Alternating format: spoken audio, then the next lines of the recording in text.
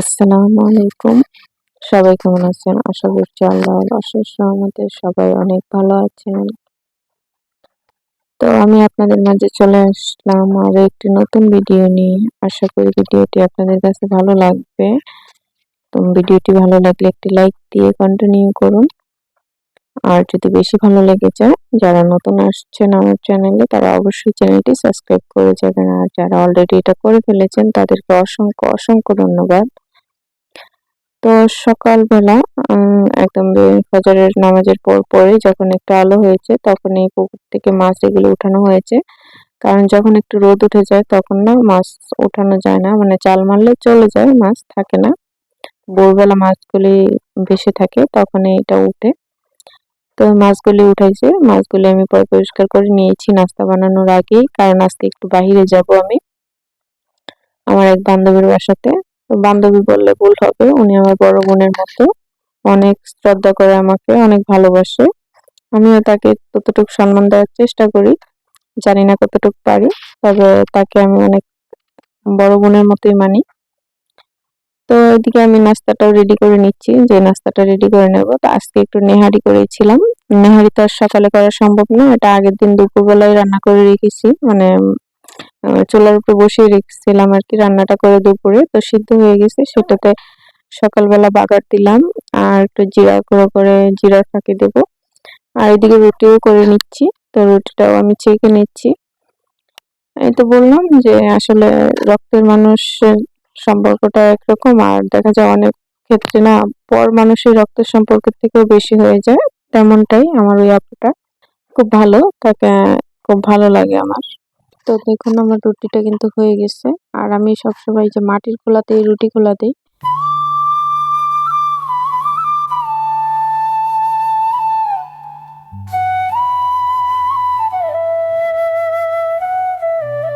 আর এদিকে দেখেন আমার মেয়েকে বেড়ে দিচ্ছি, কিন্তু ও বলতেছে এটা খাবে না, ওটা খাবে, ওটা খাবে না, ওটা খাবে।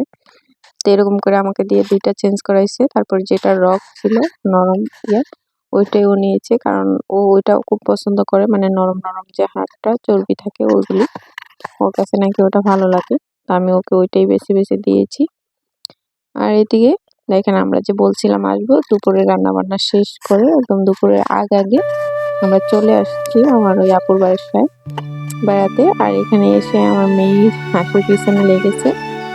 হাঁসগুলিকে তাড়িয়ে একদম বাড়ি থেকে বের করে দিচ্ছে, মানে ও ওগুলি ধরবে। আমার বাসায় তো এখন হাঁস নেই, যখন ছিল তখন ওর জন্ম হয়নি।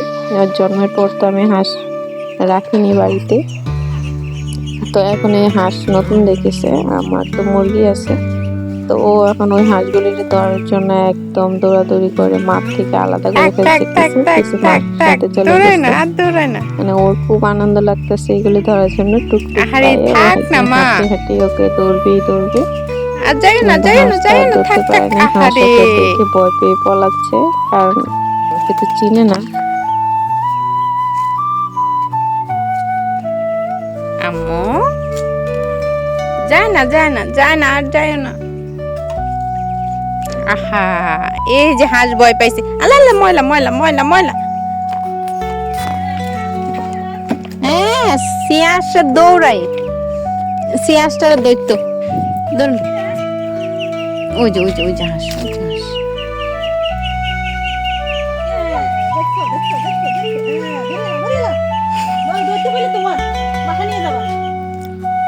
তো আমরা ওখান থেকে চলে এসেছি এখন বিকালবেলা বলতে সন্ধ্যার সময় আর কি। সন্ধ্যায় আমি ওখান থেকে কিছু ডিম নিয়ে আসছি আপুর কাছ থেকে আমার মুরগি বসানোর জন্য। মুরগির ডিম নিয়ে আসছি। আমার 2টা মুরগি ডিম পারে, তো ওই ডিমটি বসাবো। এই জন্য আমি আরও 20টা ডিম ওনার কাছ থেকে নিয়ে আসছি। আর আমার কাছে ছিল 14টা, সেগুলো দিয়ে 2টা মুরগি বসাবো। কিন্তু এখন এখানে নাম্বার করতেছি। আর আমার আরও একটা মুরগি ডিম পারে। তো দেখা যায় কি, যে ডিমগুলি আমি বসাই ওর কাছে গিয়ে ডিম পেড়ে রেখে আসে। রাখলে সেটা আমি বুঝতে পারি না। দেখা যায় 3-4 দিন নিচে থাকলে ওটা তো বাচ্চা চলে আসে। তো বাচ্চাটা কিন্তু 2 দিন 3 দিন পরে ফুটে, যেটা মুরগির সাথেও রাখা সম্ভব না, আর মুরগি বসেও থাকে না। এই জন্য যাতে আমি ডিমটা খুঁজে বের করতে পারি, আমি সব সময় এইভাবে নাম্বারিং করে ডিম বসিয়ে দিই, যাতে নতুন কোনো ডিম পারলে সেটা আমি প্রত্যেকদিন চেক করে উঠিয়ে নিতে পারি আর কি। আর এদিকে আমার মেয়ে এসে তো এখানেও যন্ত্রণা করছে, মানে ও এই ডিমটা নিবে, ও এই ডিম মনে করছে যে ওকে সিদ্ধ করে দিয়েছি, ওকে তো সিদ্ধ করে ডিম খাওয়ানো হয়, তো ভাবছি এটাও সিদ্ধ করা, ওর ডিমটা নেওয়ার জন্য খুব চেষ্টা করছে। তা আমি তো এটা তো কাঁচা, এগুলি তো আমি বসানোর জন্য এনেছি, তো আমি বলছি তোমাকে আমি দেবো, তারপর ও এইখান থেকেই নেবে, মানে খুব একটা, তো এখানেও অনেকটা যন্ত্রণা করছিল, তো তারপর আমি লিখে নিয়েছি আর এখানে মুরগিগুলি আমি বসিয়েও দিয়েছি।